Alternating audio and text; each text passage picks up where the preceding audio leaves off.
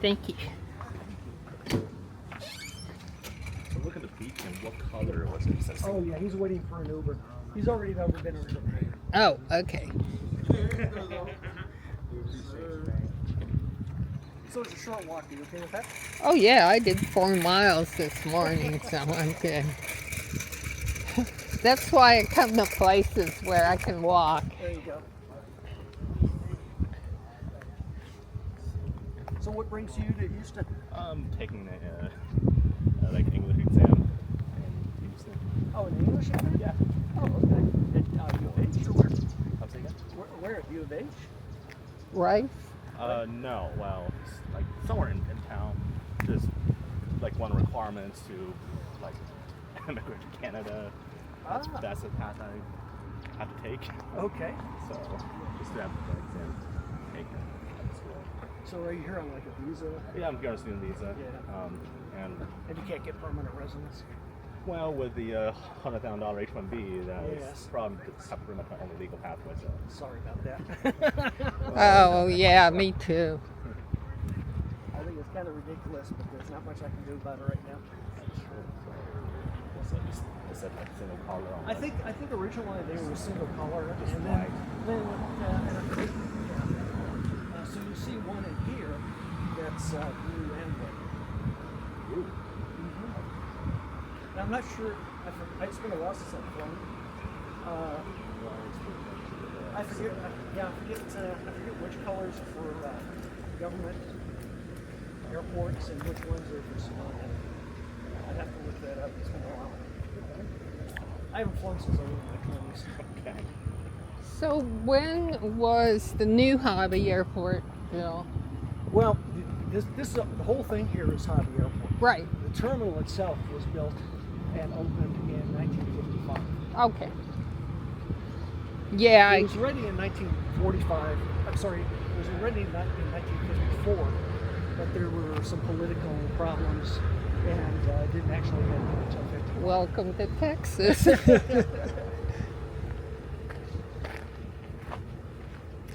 So you guys have weddings and things here too, or weddings, events? birthday parties.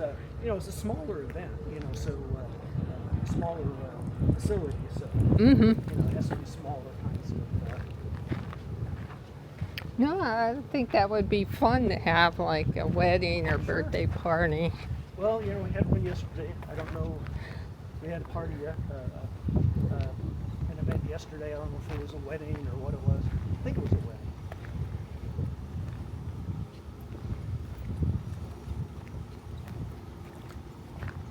At any rate, this is our building right here. Okay. I need to get out the edger again.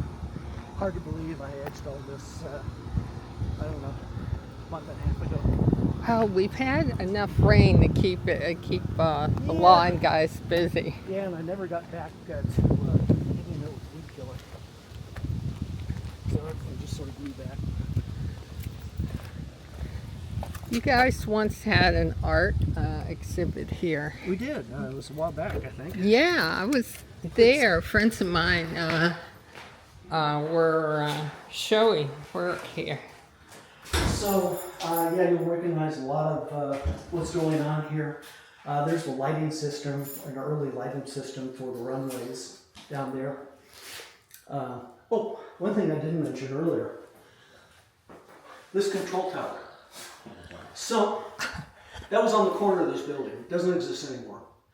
1939, a fellow by the name of Howard Hughes was flying around the world, setting records.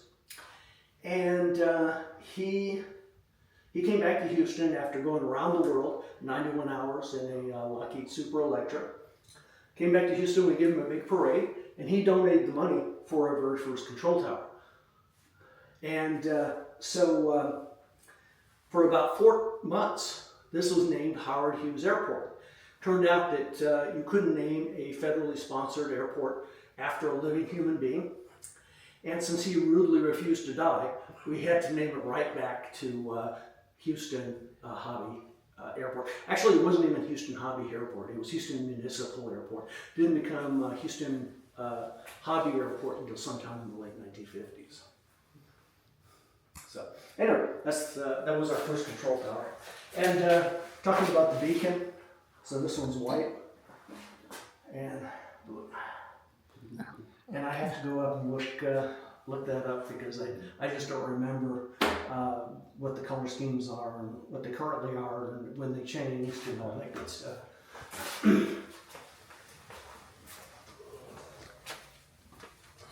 So Radar. yeah, so this is actually from a small flight station in central Texas. It was pulled out. And you see it has, very rudimentary radar, and this device actually shows the elevation of the aircraft right here. This was teletype used for transmitting weather reports to the various airports. And then what you have here, this is from the late 60s and early 70s, from the air traffic control system based here in Houston. And of course, obviously, it's been replaced with newer equipment. Right here, we have a weather box. Nothing sophisticated about it, but there was one at the terminal building. We had a flight weather station up on the second floor, across from the dormitory. And every hour, some poor slob had to come out and take measurements. Had to come out, jot down the temperature, the humidity, wind speed, wind direction, all of that stuff. And like I said, there was a box just like this on the second floor of the terminal building. Now the pictures here, remember I told you about Howard Hughes? This is his airplane. Picture was taken next door in a hangar that no longer exists. And I think I said he set the speed record in 39. It was actually 38. And what you see on his nose there is the 1939 World Fair. So he's advertising for the 1939 World Fair. But that was Howard Hughes' airplane when they came here to Houston. Now this picture shows the hangar that we're in. We're in that hangar with the curved roof. Here's a Lockheed Constellation. And over to the left would be the terminal building that we just came from. So we'll move on to the hangar then.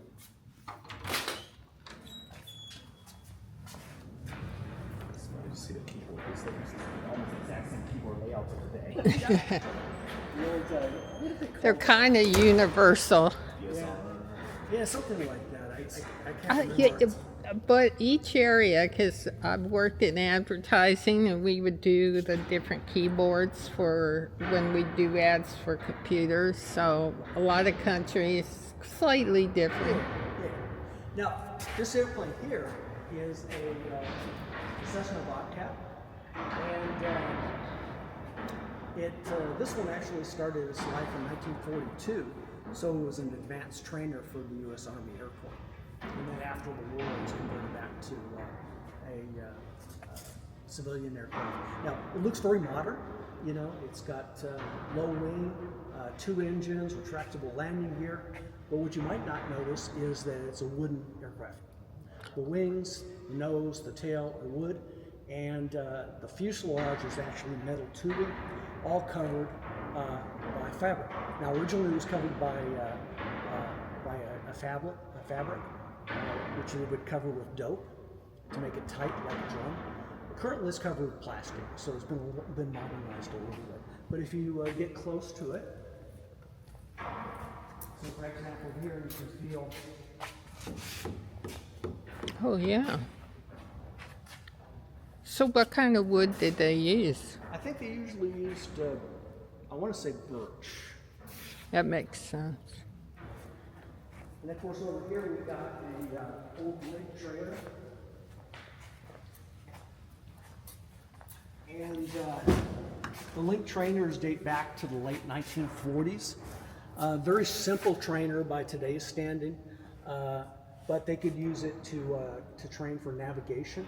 So they would usually have a big table off to the side, and you would fly a course. using your chart. And of course, it's very handy to teach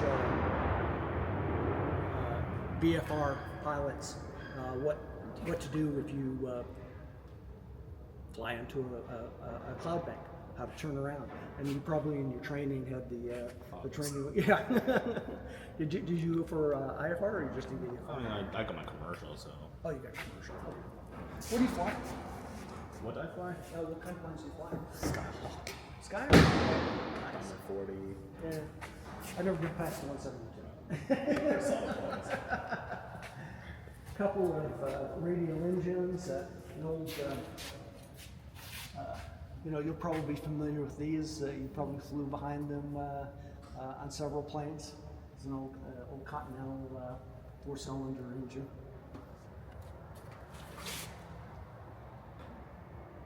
And these always remind me of the engines that they had in the old Volkswagen Beetle. The old air-cooled engine. By the way, this is a Sikorsky 54 helicopter. It's got a 9-cylinder radial engine up front. You would think it might be a jet, but it's not. So the engines are up front, but the drivetrain goes between the pilots into the transmission, and of course you can see the blades up here. Let me turn the light on. So this particular aircraft was never a military aircraft, but they did have a Marine version in the Marines, and served in the early years of the Vietnam War before it was replaced by more modern aircraft. Like I said, this particular aircraft was never in the military. As a matter of fact, you can see November 887 helping to build a high tension transmission line right there. So that's this aircraft. Came to Houston some 20 years ago and was lifting air conditioning to the top of a building. Had a transmission malfunction, had to do auto gyration landing, and they just, instead of fixing it, they just gave it to us. There you go. So it's really easy. You want to try to get into the cockpit, all you have to do is step there, and then climb in through the windows. Easy peasy. Back in my tree climbing days, yeah. Get your exercise right.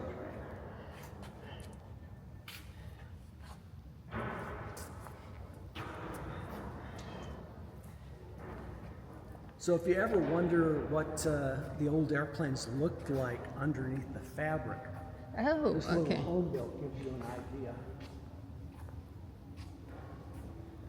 So they would use thin sheets of plywood for the leading edge here, and they would bend it, steam it, and then shape it, and then of course you can see the bracing was all wood as well. It wasn't until the late 1930s that it became economical to build airplanes out of aluminum. They knew about aluminum. I was up in Montana, Billings, and taking a tour of a house that was built in, I think it was 1890. And how you have these wooden panels, but they would sometimes use gold inlay. Well, here they used aluminum inlay because it was more expensive than gold. They weren't making beer cans out of aluminum back then. Yeah, I once saw this baby rattle from like 1850 made out of aluminum, and it belonged to Napoleon II's kid. Wow, okay. Because it was like so expensive. I bet. Yeah, that sounds about right. This is our 1929 Ford Model A. So this is 1 year younger than the car that you saw out in the parking lot, our raffle car. So this is 1 year younger than that. Set up as a fuel truck. It gives you an idea of what, you pull into an airport in the 1930s and need to be fueled. This will show up at your plane and fuel it up.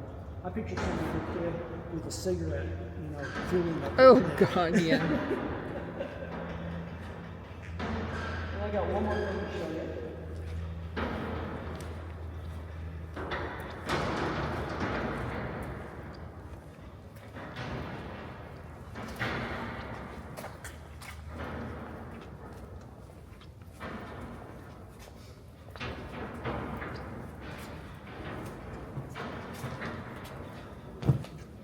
Flight So, simulator. 737-200 flight simulator.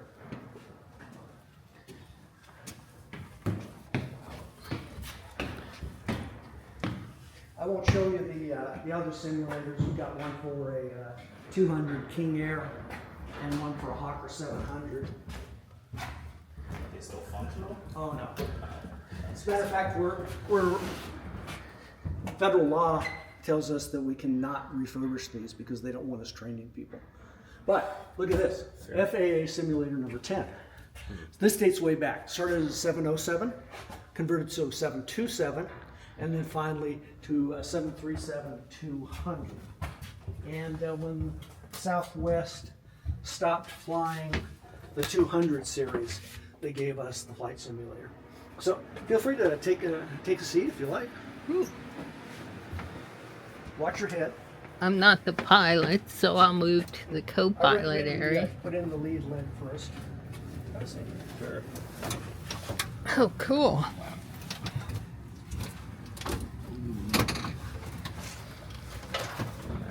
So you're going to be familiar with everything that you see here.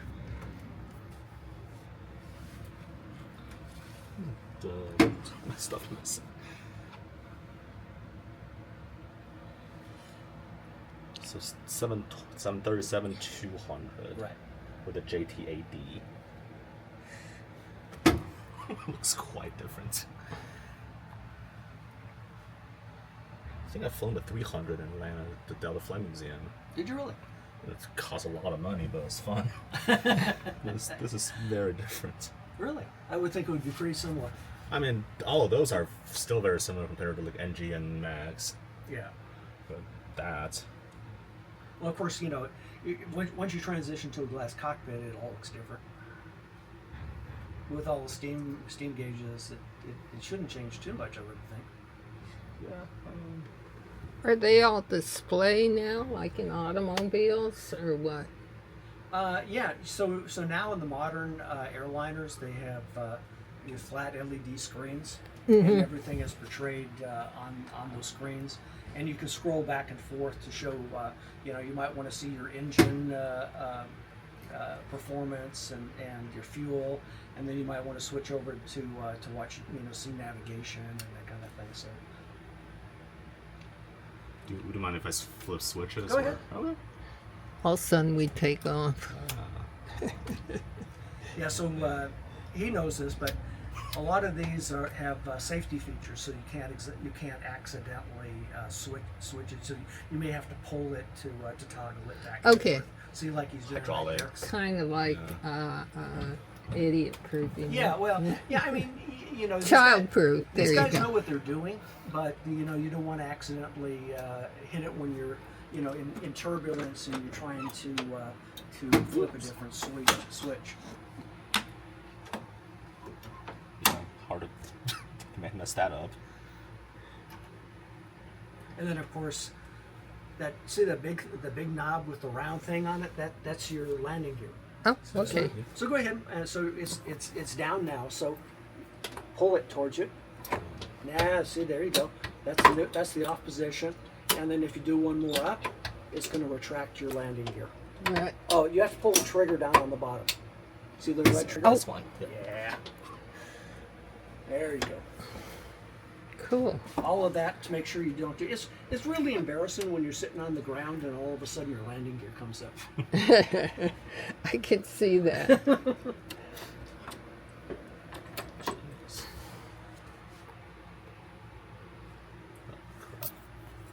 Pretty rudimentary autopilot there.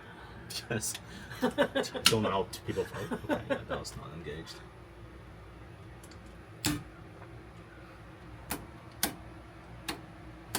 Oh, wow. Your fire bottles. So what he's touching there, that puts out a fire in your engine. Oh, and okay. This is a 2-engine aircraft. So this is your left engine, your right engine, and this is your APU. And do you know what an APU is? Mm-mm. So it's the auxiliary power unit. So for example, if you're sitting on the ground and you don't have your main engines running, you would start up the APU to give power to the airplane, maybe put air conditioning on, and then you also use power from the APU to start your other engines. Oh, okay.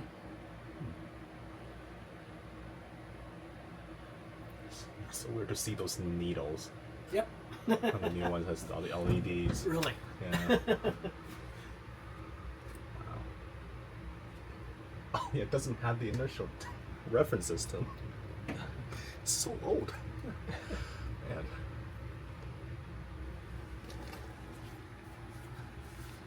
So back here, where I'm sitting, right now, this is the instructor station.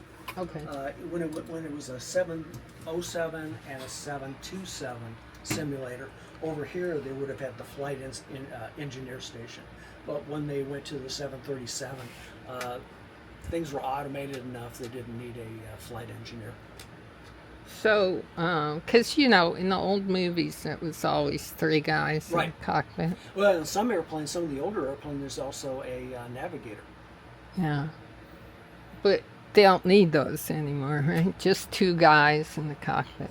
Yep. Nowadays. In theory, one person could fly it, but that gives you a heavy workload. Yeah, and if the guy got the wrong dinner before he... Well, that too, yeah. Safety features. Yeah. I just flew back from on a Dreamliner from London, and of course they have 3 pilots because it's a long flight, so they've got a spare pilot to give the other pilots a break.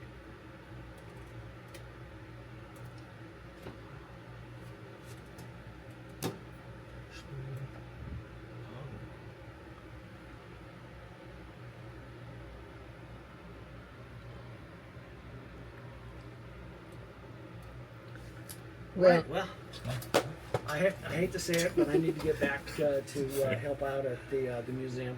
no problem. I'm going to back out. Yes, Sextant. that's the way to do it. There's no graceful way of getting in and out. Don't worry about it.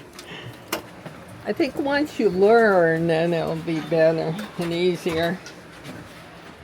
I never fought one of those back in the days. So how long do they train in the simulator?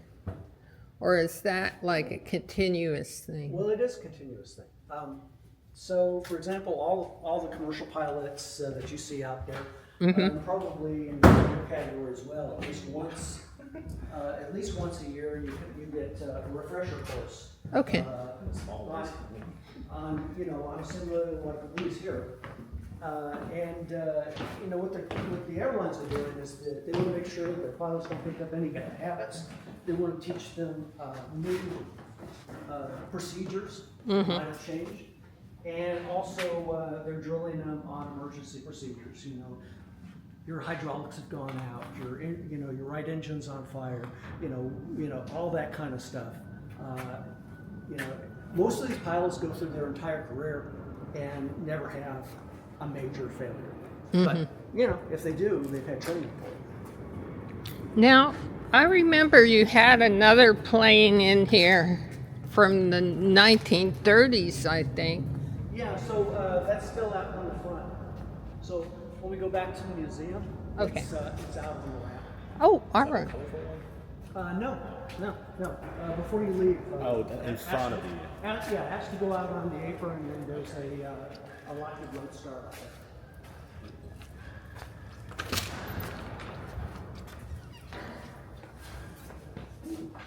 So what is this thing again? So this was from a flight service station. Back when they had such things, and so basically you just have a real rudimentary radar and ADX system. So like a Buc-ee's for air. Well, before, navigation was a lot different before we had GPS. And for example, you would have, for example, if you got lost, you could call someplace where they had, where they would give you an AVS steer. Oh, And what okay. that means is there's a transmitter receiver that sends out a signal on 360-degree radius, and they could say, okay, now you're on 10,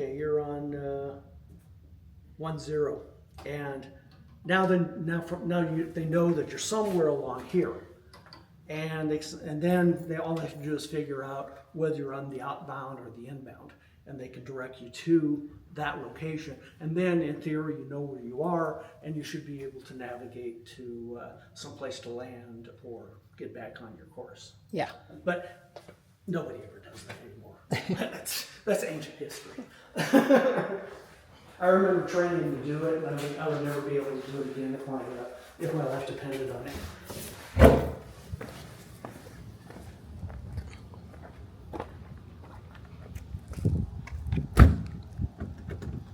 Security check here. All right, just a short walk back.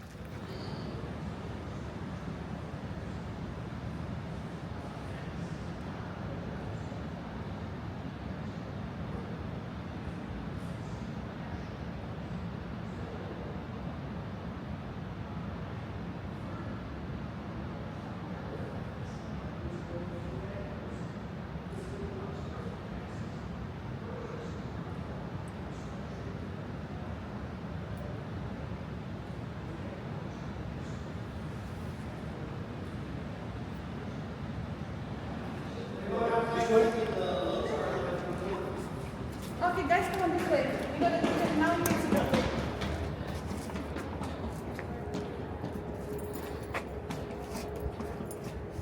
So this is an active airfield, so keep the children close by, right? Can I go inside the plane? Yes.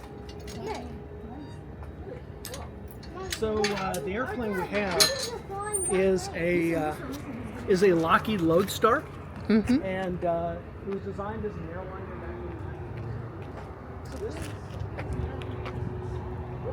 Oh, okay. this one was built 1942.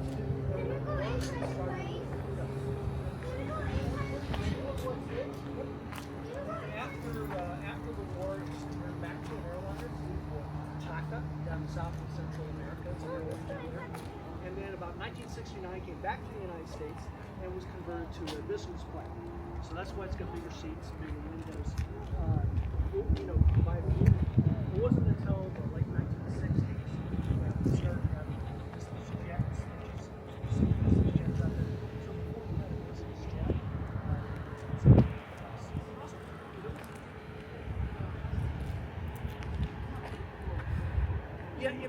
originally as an airliner, we had 16 passengers. Right now it's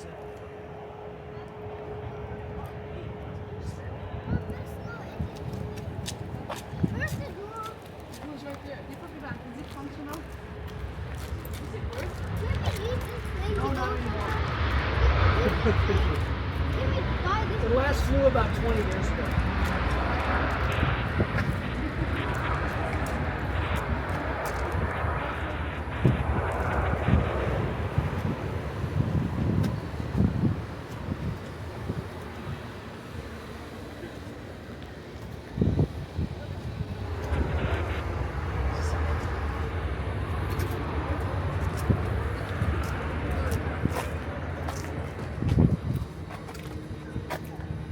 Yeah, I'm gonna put a new one.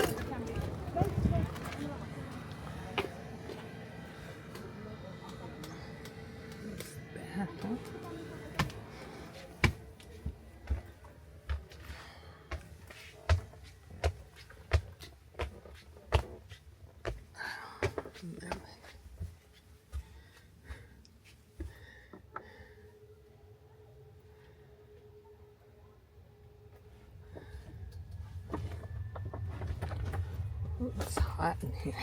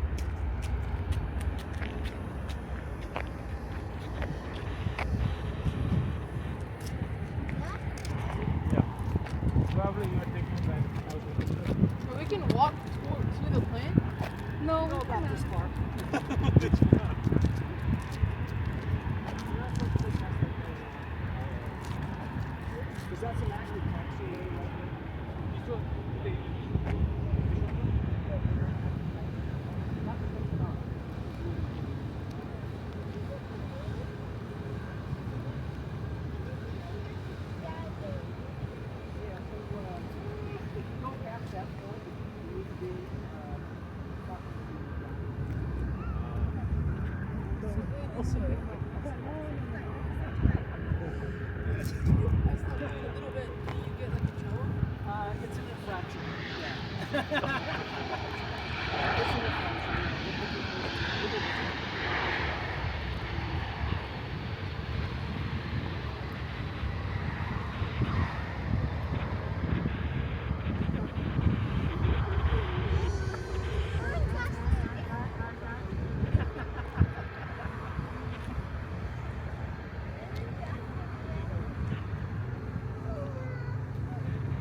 that hangar was built the same year, and that was after after the war. It was used by Trans-Texas Airways, and it was used by United. Used to tell about 3 years ago.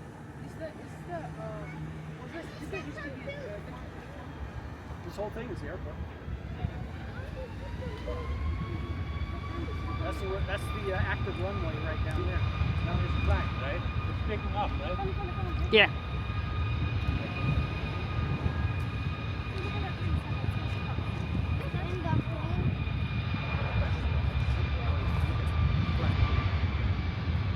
It's going to rotate in a second.